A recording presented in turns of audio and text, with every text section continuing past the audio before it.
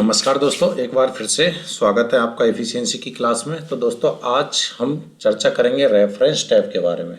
Last class हमने पढ़ी थी पेज लेआउट, और पेज लेआउट के बारे में आपने देखा होगा कि हमारा जो एफिशिएंसी का मैटर होता है वो सिर्फ पेज सेटअप ग्रुप से ही काफ़ी क्वेश्चन यहीं से देखने को मिल जाते हैं।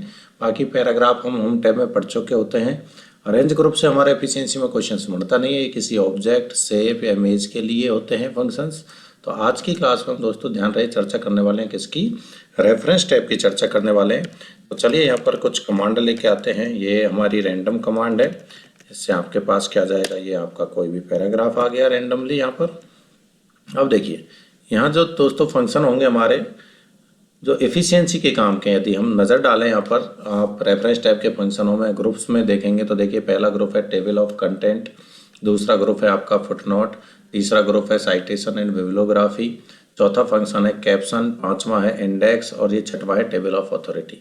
तो यदि हम उम्मीद करते हैं कि यहाँ से यदि कोई क्वेश्चन होता है तो यहाँ से क्वेश्चन बनने के जो चांसेस होते हैं वो सिर्फ ये दो क्वेश्चन होते हैं दोस्तों, फुटनोट और एंड नोट। इसके अलावा यहाँ से कोई क्वेश्चन एफिशिएंसी में निकल के नहीं आता है। जैसे टेबल ऑफ कंटेंट है, ये हमारे जो बुक का इंडेक्स होता है उसकी तरह की पहला चैप्टर किस पेज से किस पेज तक आ रहा है, दूसरा चैप्टर है या कोई हेडिंग है वो किस पेज से इंसर्ट हो रहे हैं उसके लिए होता है। तो ये एफिशिएंसी में पॉसिबल नहीं है कि यहाँ से क्वेश्चन पूछे।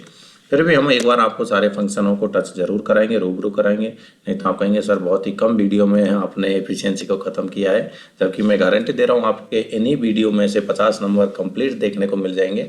ये मेरी आपको लिखित गारंटी होगी दोस्तों। मैं बार बार वीडियो में देख रहा हूँ, इसमें आपके पास रिकॉर्ड है कि पूरे 50 नंबर का मैटर आपके इन्हीं छोटे छोटे वीडियो में से ही आपको देखने को मिल जाएगा।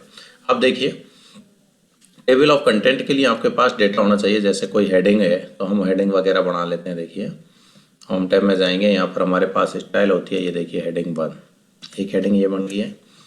ऐसे एक और हेडिंग हम बना लेते हैं, ये लीजिए ये हेडिंग 1। ध्यान रहे क्योंकि हेडिंग ही हम दिखा सकते हैं या चैप्टर बना सकते हैं, टाइटल बना सकते हैं, जिससे कि वो हमें पता चलेगा कि ये कौन से पेज से कौन से पेज तक है। उस प्रकार का हमारा किताब में जो इंडेक्स होता है वैसा हम एक इंडेक्स क्रिएट करने जा रहे हैं यहाँ पर। ये देखिए हर पैराग्राफ में मैंने एक कुछ हेडिंग्स क्रिएट की हैं और इनको सेपरेट किया है।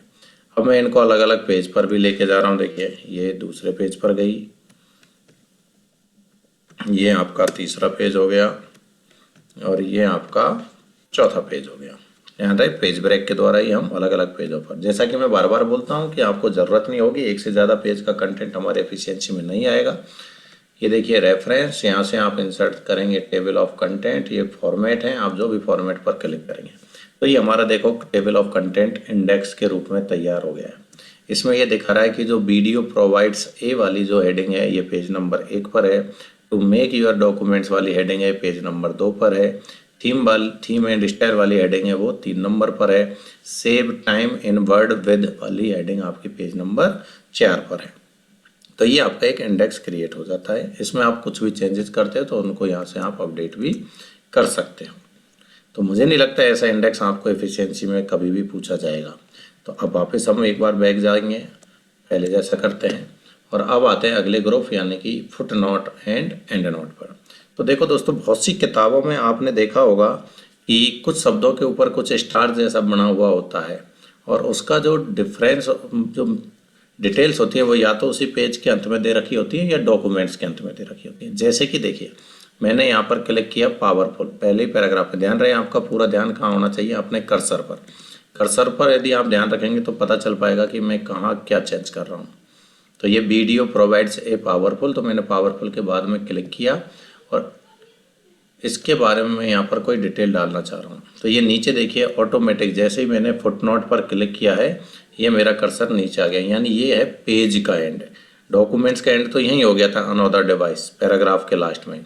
यहाँ हमने कुछ भी लिख दिया जैसे कि दिव्य दृष्टि क्लासेस, ठीक है ना, गांधीनगर रोड जयपुर, जो कुछ भी आपसे लिखवाया है उसे आप लिख देंगे। ये हमने फुटनोट इंसर्ट किया दोस्तों। यानी क्वेश्चन क्या है, देखिए क्वेश्चन कैसे बनता है। आप लगातार यदि टेस्ट भी देखते रहेंगे, उनके सॉल्यूशंस देखते रहेंगे तो आपको पता चलेगा। बाकी हमने आपको ऑलरेडी एक पीडीएफ जिसमें 15 टेस्टों के पीडीएफ है वो भी आपको अपलोड कर दिया, कोशिश यही रहेगी उसका भी पूरा सॉल्यूशन हम आपको इसी कोर्स में प्रोवाइड करवाएंगे।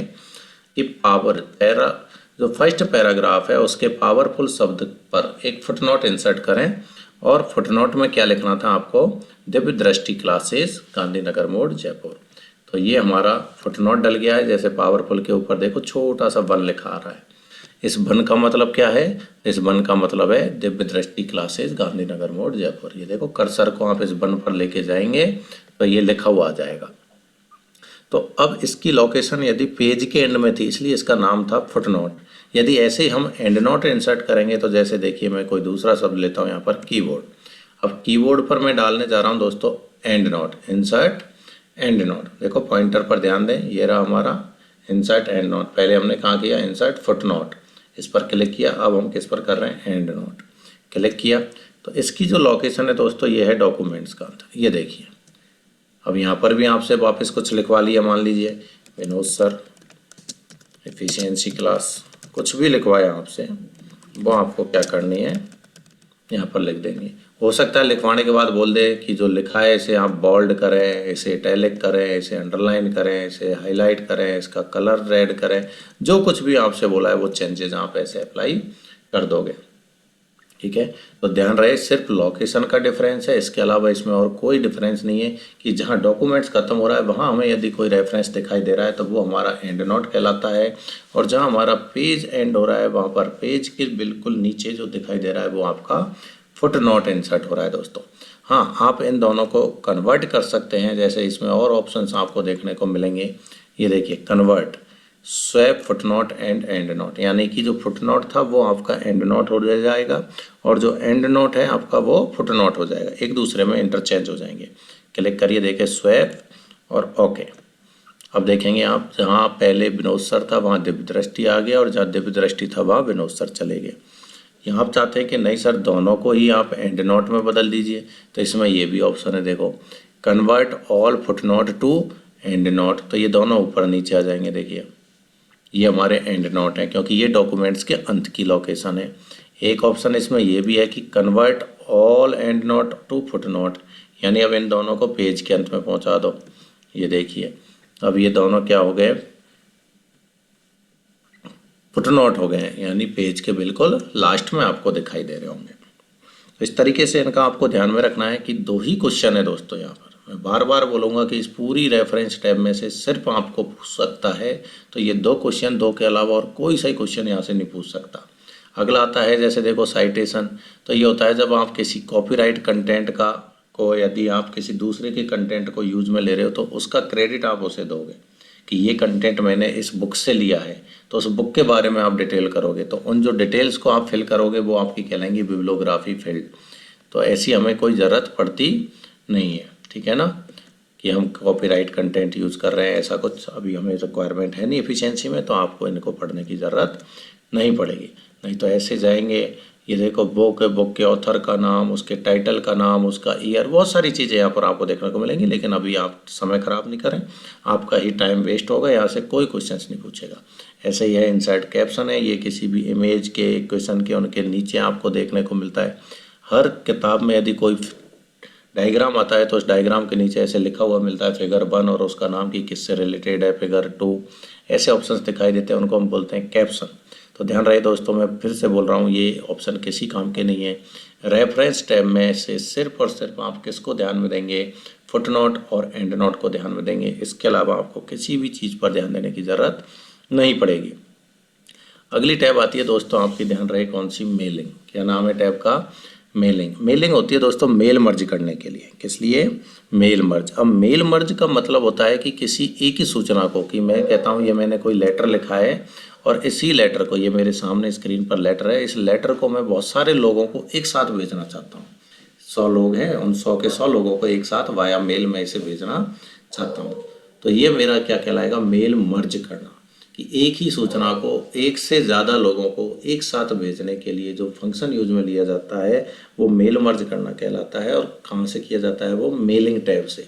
तो हमें एफिशिएंसी में ध्यान रहे मेलिंग से भी रिलेटेड कोई क्वेश्चंस नहीं पूछेगा कि आपसे वहाँ मेल भिजवाएगा, तो मेलिंग टैब पूरी छोड़ सकते हैं, इसमें से एक भी फंक्शन आपके काम का नहीं है, यानी एफिशिएंसी, क्योंकि एफिशिएंसी में हमारे साफ साफ लिखा हुआ है फॉर्मेटिंग से रिलेटेड।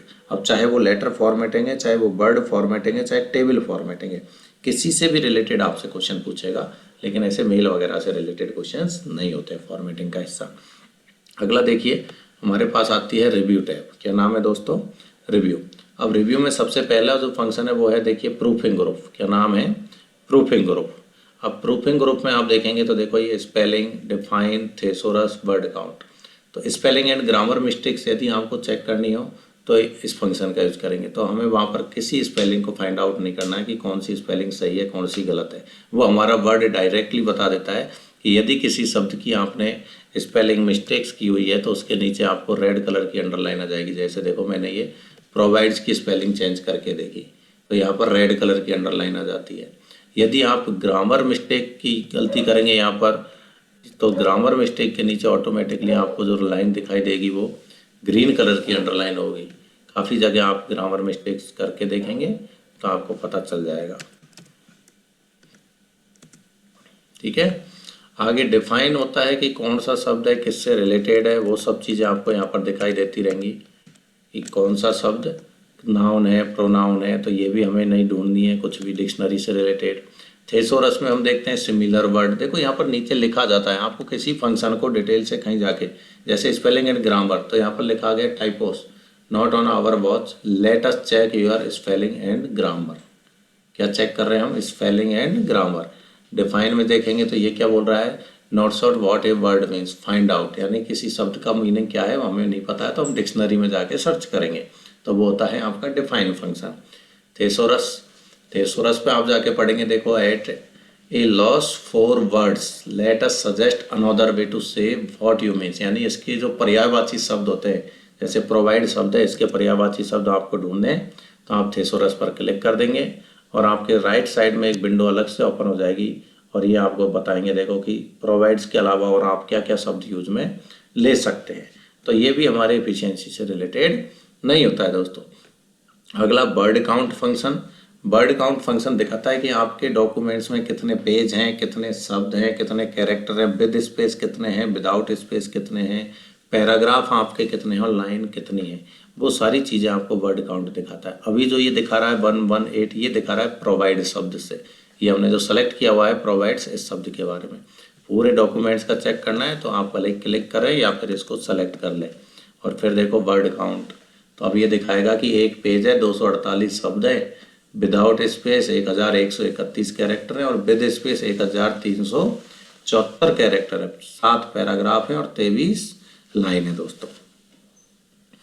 आगे देखेंगे नेक्स्ट, कमेंट, न्यू कमेंट। तो ये हम ऑलरेडी आप देखेंगे, हमने जब इंसर्ट टैब पढ़ी थी दोस्तों तो इंसर्ट टैब में भी ये आया था, देखिए कमेंट ऑप्शन।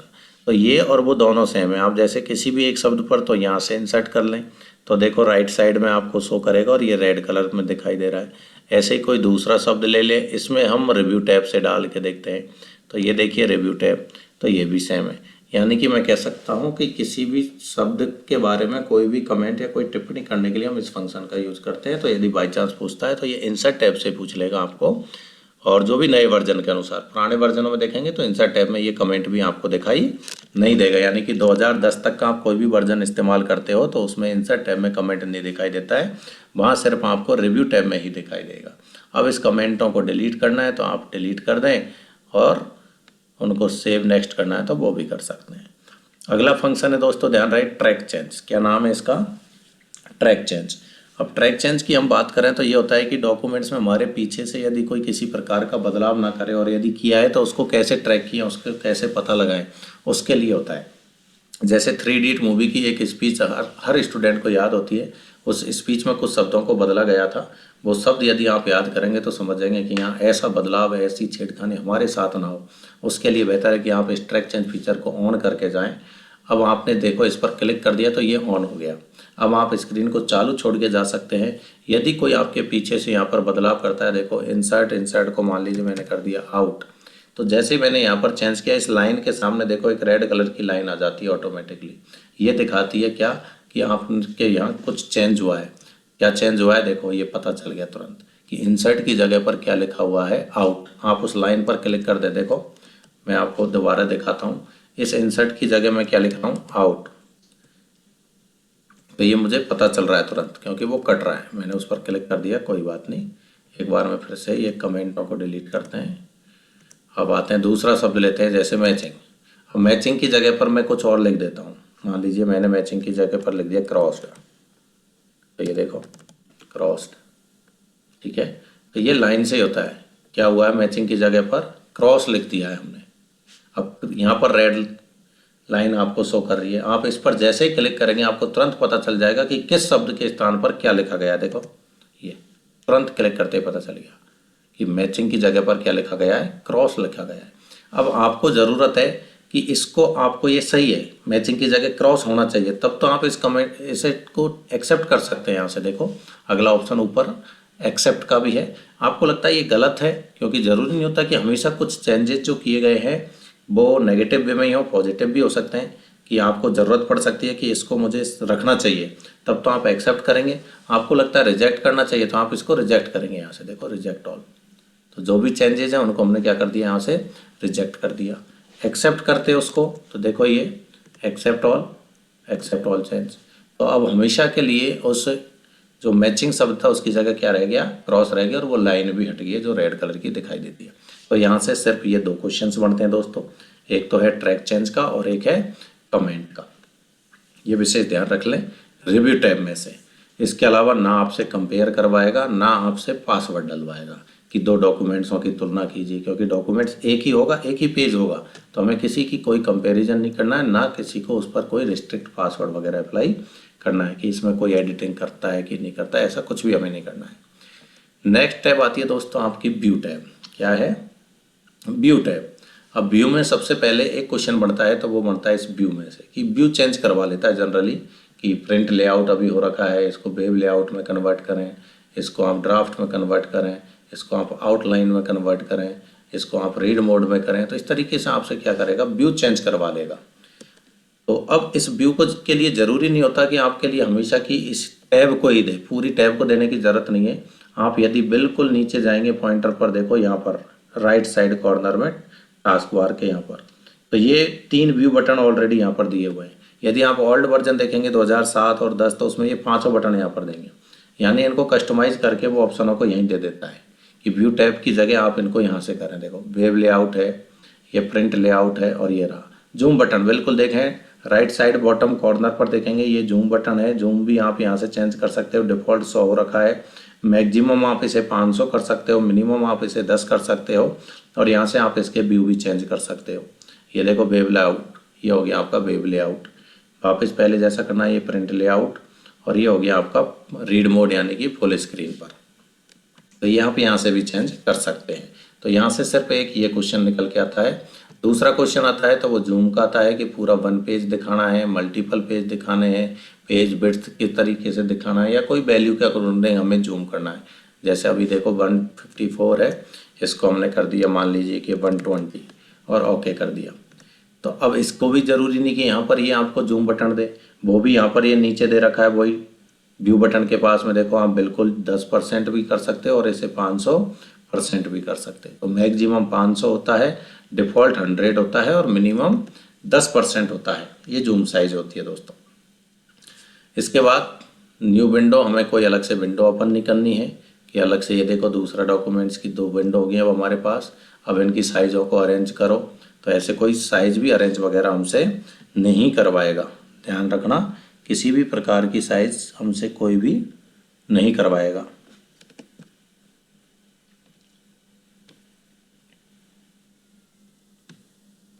ये दूसरा स्प्लिट का मतलब होता है इसी को आपको 2 भागों में बांटना है। तो ये भी हमें ज़रूरी नहीं है कि स्प्लिट करके दे स्क्रीन को ऐसे, ठीक है। कोई भी स्प्लिट जैसा फंक्शन हमें नहीं करवाएगा। आगे साइड बाई साइड की 2 है, तो दोनों को ऐसे साइड बाई साइड दिखाना हो। 1 मिनट के लिए मैं ये दूसरी स्क्रीन पर चले जाते हैं, इनको मैं लेके आते हूँ। ये एक स्क्रीन है आपकी और एक और स्क्रीन है।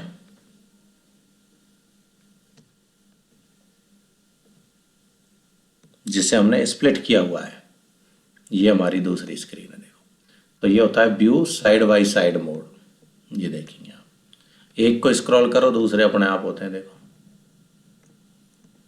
ये स्प्लिट को हटा दो इसमें से, जैसे आपने ये स्प्लिट किया हुआ है, रिमूव स्प्लिट कर दो और फिर स्क्रॉल करो।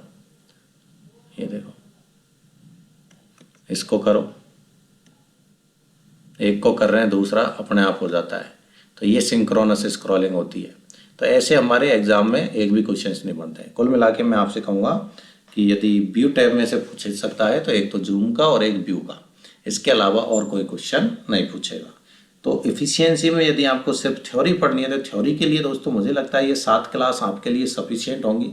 इन 7 क्लासों को आप बार बार रिपीट करें, साथ ही साथ हर आप प्रैक्टिस को ज़्यादा से पर फोकस करें। जो टेस्ट है आपके लिए बहुत ज़्यादा इंपॉर्टेंट है, उनमें कोई डाउट लगे तो आप दोबारा से देख लें क्या क्या हमसे पूछ सकता है। होम टैब में से आपसे पूछने वाला क्वेश्चन बनता है फॉर्मेट पेंटर से, फॉन्ट ग्रुप पूरा, पैराग्राफ ग्रुप पूरा, स्टाइल चांसेस बिल्कुल नहीं बढ़ते हैं, और एडिटिंग सबसे ज़्यादा काम आएगा आपको। फाइंड रिप्लेस वगैरह के जो फंक्शन है ये बार बार काम आएंगे, इनको बहुत ध्यान से देखें। इसके अलावा इंसर्ट में यदि हम जाते हैं तो यहाँ से टेबल 10 नंबर की आपको मिलेगी, जिसका अलग से वीडियो आपको बनाया हुआ है।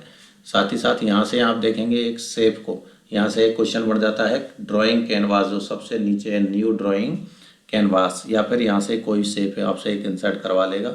इसके अलावा क्वेश्चन जो बढ़ता है हाइपर लिंक और बुकमार्क क्रॉस रेफरेंस, ये तीनों लिंकों का एक बाई चांस बनेगा तो कमेंट का, नहीं तो इनका 100% आता है। हेडर और फुटर ये क्वेश्चंस 100% पूछे जाते हैं। टेक्स्ट में से पूरा यदि पूछता है तो एक ड्रॉप कैप का क्वेश्चन पूछता है, एक वर्ड आर्ट का और एक डेट एंड टाइम का, और यहाँ से पूछेगा तो एक सिंबल का। ये आपकी बहुत चीज़ें बता रहा हूँ जिसमें से क्वेश्चन आ सकता है और पूछा जा सकता है या रिपीट हो सकता है। बाकी चीज़ों को आप बिल्कुल भले ही छोड़ सकते हैं, कोई ध्यान देने की ज़रूरत नहीं होगी। डिजाइन में से देखें तो पूरा थीम ग्रुप छोड़ के सीधा आप पढ़ें पेज बैकग्राउंड, जिसमें आपके 3 फंक्शन है, वाटरमार्क है, पेज कलर है और पेज बॉर्डर है। तो इनके लिए भी मैंने अलग से आपका पूरा डिजाइन वाला भी अलग से वीडियो बनाया हुआ है। और पिछला ही वीडियो जो था नंबर 6 वाला, वो पेज लेआउट टैब का था, जिसमें से आपको पूरा ध्यान देना है मार्जिन, ओरिएंटेशन, साइज और इन पर, लाइन नंबर पर, इन सभी पर। इनमें हम बहुत डेप्थ में आपको जो बुकलेट दी हुई है एक PDF 15 टेस्ट की, उसका भी सॉल्यूशन हम आपको प्रोवाइड करवाएंगे। साथ ही साथ अभी 10 टेस्ट उससे पहले आपको अलग से करवा दिए जाएंगे। पहले 10 टेस्ट अलग से प्रोवाइड होंगे, उसके बाद इस बुकलेट का सॉल्यूशन हो जाएगा। तो लगातार मैं ये मानता हूँ कि लगभग आपको 25 टेस्ट प्लस ये 7 क्लासेज मिल जाएंगी। कोशिश है दोस्तों कि आपको ज़्यादा से ज़्यादा कंटेंट आपको प्रोवाइड करवाया जाएगा, लेकिन थ्योरी के हिसाब से मुझे लगता है कि एफिशिएंसी में जो फॉर्मेटिंग वाले मैटर हैं वो इतना ही काफ़ी होगा, इससे ज़्यादा की आपको रिक्वायरमेंट नहीं होगी। लास्ट एक बच्चों में जो कन्फ्यूजन है वो है लेटर फॉर्मेटिंग को लेकर के, कि सर लेटर फॉर्मेटिंग में क्या हमसे लेटर टाइप करवाए जाएंगे? तो ऐसा बिल्कुल नहीं है, आपसे कुछ भी अलग से एफिशिएंसी में टाइप नहीं करवाया गया है। टाइपिंग टेस्ट अलग से लिया जा रहा है, और लेटर फॉर्मेटिंग का मतलब ही होता है कि आपके सामने एक लेटर ड्राफ्टिंग बोलते हैं एक्चुअल में उसको, कि सामने एक पेपर दे दिया जाए, लेटर दे दिया जाएगा टाइप कराया, लेकिन वो मिसप्लेस होंगे, उसको आपको अरेंज करना है प्रॉपर मेथड्स में। तो उसको लेकर के मैं अलग से आपको एक वीडियो जल्दी प्रोवाइड करवा दूंगा विद इन 1-2 डेज में। और ज़्यादा से ज़्यादा मैं टेस्टों को भी कोशिश करूँगा इसी वीक में आपको 10 टेस्ट भी प्रोवाइड पहले ही करवा दें, लेकिन पेशेंस रखें। आपके पास सारा कंटेंट आपके एग्ज़ाम से बहुत पहले, जिसका आप 2-3 बार रिवीजन कर सकते हो, इतने पहले प्रोवाइड करवाया जाएगा। अभी के लिए आप थ्योरी की क्लासों में इतना में पेशेंस बनाए रखें। एक वीडियो और मिलेगा, यानी 8 क्लासों में आपको कंप्लीट थ्योरी मिल जाएगी। यहाँ पर ज़्यादा की आपको बिल्कुल भी रिक्वायरमेंट नहीं है। फालतू समय बर्बाद ना करें एफिशिएंसी में। एफिशिएंसी बहुत ही लिमिटेड कंटेंट में आपको यहाँ प्रोवाइड करवा दी गई है, बाकी चीज़ों में बिल्कुल नहीं उलझें। टाइपिंग पर अपना पूरा फोकस बनाए रखें। एफिशिएंसी में मैं आपको जो टेस्ट दूंगा उनको आपने अच्छे से सॉल्व कर लिया तो आपके 50 नंबर की जिम्मेदारी मेरी। ठीक है दोस्तों, धन्यवाद।